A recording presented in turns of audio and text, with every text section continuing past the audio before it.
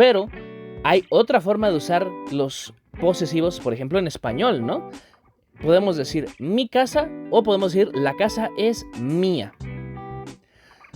Esto que decir mío quiere decir que el posesivo no es un sujeto. O sea, mi casa, si decimos mi casa, quiere decir que la casa que yo poseo es el sujeto de la oración.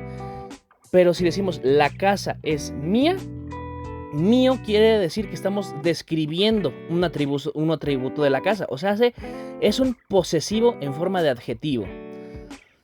Así que si queremos hacer esto en náhuatl, lo único que tenemos que hacer es agregar ashka después del posesivo. Por ejemplo, noashka significa que es mío. Moashka, tuyo. Yashka, suyo de él o ella. Toashka, nuestro. Amoashka, suyo de ustedes.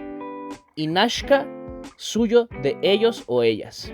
Así que vamos a decir, podemos usar la frase no nokal, noashka.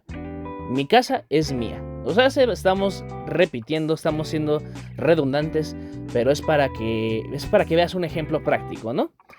Por ejemplo, no nokal amoashka. Mi casa es suya.